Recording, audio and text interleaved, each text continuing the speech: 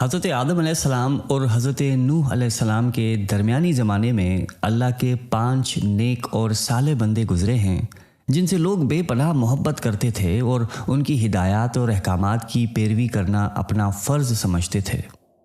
خدا کی قدرت کے جلد ہی ان 5 کا انتقال ہو گیا، لیکن عرصہ دراز تک یہ لوگ ان کے نقش قدم پر عبادت اور اللہ کے احکامات کی اطاعت کرتے رہے۔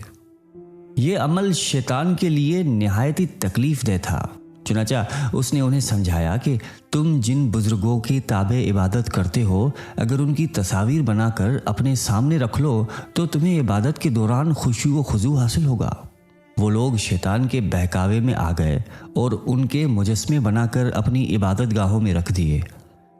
کچھ اور وقت گزرا، پرانے لوگ مر کھپ گئے، نوجوان نسل نے ان کی جگہ لے لی، تو شیطان نے ان کو یہ پڑھایا کہ تمہارے بزرگوں کے خدا اور معبود یہی 5 بت تھے جن کے مجسمے تمہارے بزرگوں نے اپنی عبادت گاہوں میں سجا رکھے ہیں۔ چنانچہ قوم نوح علیہ السلام نے ان کی بت پرستی شروع کر دی اور وقت کے ساتھ ساتھ ان 5 بتوں کی شہرت میں اضافہ ہوتا چلا گیا، یہاں تک کہ پورے عرب میں ان کی زور و شور سے پوجا ہونے لگی۔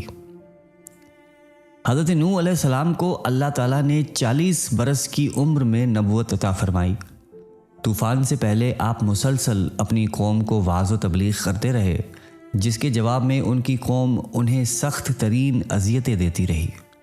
حضرت ابن عباس رضی اللہ تعالیٰ عنہ بیان کرتے ہیں کہ رسول اللہ صلی اللہ علیہ وآلہ وسلم نے فرمایا، کسی نبی کو اپنے قوم کے ہاتھوں اتنی تکلیف اور اذیت نہیں پہنچی جتنی کہ حضرت نوح علیہ السلام کو اپنی قوم کے ہاتھوں برداشت کرنا پڑی تھی۔ کافر انہیں ڈراتے، دھمکاتے اور تبلیغ سے باز رکھنے کے لیے اس قدر تشدد کرتے کہ وہ بے ہوش ہو جاتے۔ کبھی ان کے گلے میں پھندا ڈال کر بازاروں میں گھسیٹتے پھرتے، کبھی اتنا زد و کوب کرتے کہ ان کی قوم سمجھتی کہ اب یہ مر چکے ہیں، چنانچہ انہیں کمبل میں لپیٹ کر کسی مکان یا ویرانے میں ڈال دیتے، لیکن جب انہیں ہوش آتا تو دوبارہ اپنی قوم کو راہ حق پہ بلانے میں مصروف ہو جاتے۔ امام بخاری رحمہ اللہ نے حدیث نقل فرمائی ہے کہ آن حضرت صلی اللہ علیہ وآلہ وسلم ایک پیغمبر حضرت نوح علیہ السلام کی حکایت بیان فرما رہے تھے کہ ان کی قوم کے لوگوں نے بے پناہ تشدد کر کے انہیں لہو لہان کر دیا۔ وہ اپنے منہ سے خون پوچھتے جاتے تھے اور یوں دعا کرتے جاتے تھے کہ پروردگار میری قوم کو بخش دے، وہ نادان ہے۔ حضرت نوح علیہ السلام مسلسل 950 سال تک اپنی قوم کو دین حق کی دعوت دیتے رہے اور رات کی تنہائیوں میں اپنے رب سے قوم کے لیے دعائیں بھی کرتے رہے، لیکن اس طویل ترین جدوجہد میں ان کے اہل خانہ سمیت صرف 80 افراد ایمان لائے۔ آخرکار وہ لمحہ بھی آ گیا جب آپ نے قوم سے مایوس ہو کر اپنے رب کے سامنے اپنی معروضات پیش کر دیں۔ بارگاہ الہی میں حضرت نوح علیہ السلام کی گزارشات قبول ہوئیں اور عرش الہی سے حکم نازل ہوا کہ اے نوح، تمہاری قوم میں جو لوگ ایمان لا چکے ہیں ان کے سوا اب کوئی اور ایمان نہیں لائے گا۔ تم جو کام کر رہے ہو اس کی وجہ سے غمگین نہ ہو اور ہمارے حکم سے ہمارے روبرو ایک کشتی بناؤ، اور ان کافروں سے متعلق اب کوئی گفتگو ہم سے نہ کرنا، کیونکہ یہ سب لازمی طور پر غرق کر دیے جائیں گے۔ حضرت نوح علیہ السلام اللہ تعالیٰ کے حکم کے مطابق کشتی بنانے میں مصروف ہو گئے۔ قوم کے سردار آپ کے پاس سے گزرتے تو ہنستے، مذاق اڑاتے اور کہتے کہ اے نوح، اس کشتی کو تم چلاؤ گے کہاں، کیونکہ یہاں تو دور دور تک پانی کا نام و نشان نہیں ہے۔ کوئی کہتا کہ معلوم ہوتا ہے کہ نوح علیہ السلام اس کشتی کو ریتیلے صحرا میں چلائیں گے۔ چنانچہ اللہ تعالیٰ نے اپنی نبی کے جانب سے جواب دیتے ہوئے فرمایا کہ اگر تم ہم سے مذاق کرتے ہو تو ہم بھی تم سے مذاق کریں گے، اور ہم بھی تم پر ایک دن ہنسیں گے جیسے تم ہم پر ہنستے ہو۔ تمہیں بہت جلد معلوم ہو جائے گا کہ عذاب کس پر آتا ہے، اور جس شخص پر بھی عذاب آئے گا وہ اسے ذلیل کر کے رکھ دے گا اور اس پر دائمی عذاب اتر جائے گا۔ حضرت ابن عباس رضی اللہ تعالیٰ عنہ بیان کرتے ہیں کہ اس کشتی کی لمبائی 1200 گز اور چوڑائی 600 گز تھی۔ سب سے نچلی منزل عام حلال جانوروں اور وحشی جانوروں کے لیے، درمیانی انسانوں کے لیے اور بالائی منزل چرند پرند کے لیے مخصوص کر دی گئی۔ کشتی کا دروازہ چوڑائی میں تھا، اس کے اوپر ایک ڈھکن تھا جس سے وہ بند کر دی جاتی تھی۔ ایک دن اللہ تعالیٰ نے حکم دیا کہ اب تم اس کشتی میں ہر قسم کے جانوروں میں سے جوڑے یعنی ایک نر اور ایک مادہ سوار کر لو، اور اپنے گھر کے لوگوں کو بھی سوائے ان کے جن پر پہلے سے بات ہو چکی ہے، اور سب اہل ایمان کو بھی جن کی تعداد بہت ہی کم تھی۔ اللہ تعالیٰ کے حکم کے مطابق حضرت نوح علیہ السلام نے ہر مخلوق کا ایک ایک جوڑا کشتی میں رکھ لیا۔ مورخین لکھتے ہیں کہ اہل ایمان کی کل تعداد مرد اور خواتین ملا کر 80 تھی۔ ان میں سے حضرت نوح علیہ السلام کے 3 بیٹے جو ایمان لائے تھے اور ان کی بیویاں شامل تھیں۔ حضرت نوح علیہ السلام نے سب کو کشتی میں سوار کروا کر اس کے دروازے سختی سے بند کر دیے اور خود عبادت الہی میں مصروف ہو گئے۔ ایک دوسرے مقام پر اللہ تعالیٰ نے فرمایا، اے نوح، جب تم اور تمہارے ساتھی کشتی میں سوار ہو جاؤ تو کہو سب تعریفیں اللہ ہی کے لیے ہیں جس نے ہمیں ظالم لوگوں سے نجات عطا فرمائی، اور کہو اے میرے رب مجھے بابرکت اتارنا اور تو ہی بہتر اتارنے والا ہے۔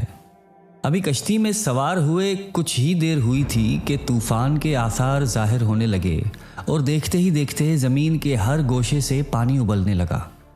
آسمان سے ہونے والی قیامت خیز بارش ہر شے کو بہا لے جانے کے در پہ تھی، گویا قیامت کا منظر تھا۔ اونچے سے اونچے پہاڑ بھی پانی میں ڈوبتے چلے جا رہے تھے، لیکن حضرت نوح علیہ السلام کی کشتی انہیں اور ان کے ساتھیوں کو اپنے دامن میں سمیٹے اللہ کے حکم سے اور اس کی حفاظت میں خطرناک موجوں کے درمیان رواں دواں تھی، ورنہ اتنے طوفانی پانی میں لکڑی کی کشتی کی حیثیت ہی کیا تھی۔ اسی لیے اللہ تعالیٰ نے ایک دوسرے مقام پر بطور احسان فرمایا کہ اور جب پانی میں طغیانی آ گئی تو اس وقت ہم نے تمہیں کشتی میں سوار کر دیا تاکہ اسے تمہارے لیے نصیحت اور یادگار بنا دیں، اور تاکہ یاد رکھنے والے کان اسے یاد رکھیں۔ حضرت نوح علیہ السلام تیسری منزل کی ایک اونچی کھڑکی سے باہر کا منظر دیکھ رہے تھے۔ انہوں نے اپنے بیٹے کنعان کو دیکھا جو ایک اونچے مقام پر موجود تھا۔ حضرت نوح علیہ السلام نے اپنے بیٹے کو مخاطب کیا کہ اے میرے بیٹے، تو ہمارے ساتھ اس کشتی میں سوار ہو جا اور کافروں کا ساتھ نہ دے۔ اس نے کہا، ابا آپ میری فکر نہ کریں، میں ابھی اس سب سے اونچی پہاڑ پر چڑھ جاؤں گا اور پانی سے بچ جاؤں گا۔ حضرت نوح علیہ السلام نے کہا کہ آج قہر الہی سے کوئی نہیں بچ سکتا۔ ابھی یہ گفتگو جاری ہی تھی کہ اچانک ان دونوں کے درمیان پانی کی ایک بڑی لہر حائل ہوئی اور وہ غرق ہو گیا۔ حضرت نوح علیہ السلام نے اپنے رب سے عرض کیا کہ اے پروردگار، تو نے میرے گھر والوں کی بخشش کا وعدہ فرمایا ہے، تو میرا یہ بیٹا بھی میرے گھر والوں میں شامل ہے۔ اللہ تعالیٰ نے فرمایا کہ اے نوح، وہ تیرے اہل میں سے نہیں ہے کیونکہ اس کے اعمال اچھے نہیں ہیں۔ طوفان نوح میں پانی کی بلند ترین لہروں نے روئے زمین کے تمام پہاڑوں کو چھپا لیا تھا۔ زمین پر کوئی شے زندہ سلامت نہ تھی، سب کچھ نیست و نابود ہو چکا تھا۔ صرف حضرت نوح علیہ السلام کی کشتی تھی جو اللہ کی مدد سے پانی کی بلند و بالا خوفناک موجوں میں تیر رہی تھی۔ حضرت ابن عباس رضی اللہ تعالیٰ عنہ بیان کرتے ہیں کہ 80 افراد تقریباً 150 دن تک کشتی میں موجود رہے۔ پھر اللہ تعالیٰ نے کشتی کا رخ مکہ مکرمہ کی جانب پھیر دیا تو 40 دن وہ بیت اللہ کے گرد چکر لگاتی رہی۔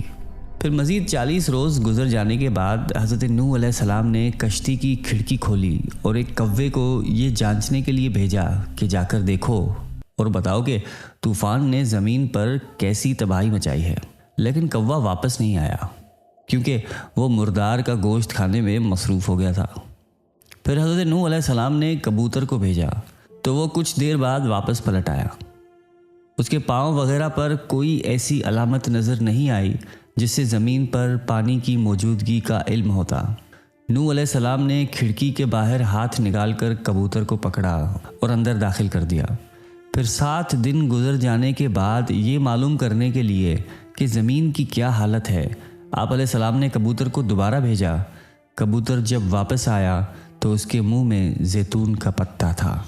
اس سے حضرت نوح علیہ السلام کو معلوم ہو گیا کہ اب پانی سطح زمین سے کم ہو گیا ہے۔ پھر 7 دن گزرنے کے بعد کبوتر کو دوبارہ بھیجا، لیکن اس مرتبہ کبوتر واپس نہیں آیا۔ اس سے حضرت نوح علیہ السلام نے اندازہ لگا لیا کہ سطح زمین ظاہر ہو چکی ہے، یقیناً کبوتر نے بھی کہیں ٹھکانہ تلاش کر لیا ہوگا۔ طوفان کی ابتدا اور کبوتر کو بھیجنے کے درمیان 1 سال مکمل ہو گیا اور دوسرے سال کا پہلا دن بھی گزر گیا تو سطح زمین کا ظہور شروع ہو گیا، جنگل بھی ظاہر ہو گیا۔ تب حضرت نوح علیہ السلام نے کشتی کا ڈھکن کھول دیا۔ حضرت نوح علیہ السلام جودی پہاڑ سے نیچے اترے اور ایک بستی تعمیر کی جس کا نام ثمانین رکھا، یعنی 80 افراد کی بستی۔ اسی دوران ایک مرتبہ صبح سو کر اٹھے تو ہر شخص کی زبان بدل چکی تھی، یعنی کل 80 زبانیں وجود میں آ چکی تھیں۔ لوگ ایک دوسرے کی زبان نہیں سمجھ پا رہے تھے۔ اس وقت حضرت نوح علیہ السلام سب کی زبانوں کو سمجھتے اور ہر ایک کی ترجمانی فرماتے تھے۔ اللہ تعالیٰ مجھے اور آپ کو قلب سلیم عطا فرمائے اور قرآن اور حدیث پہ چلنے کی توفیق عطا فرمائے۔ آمین۔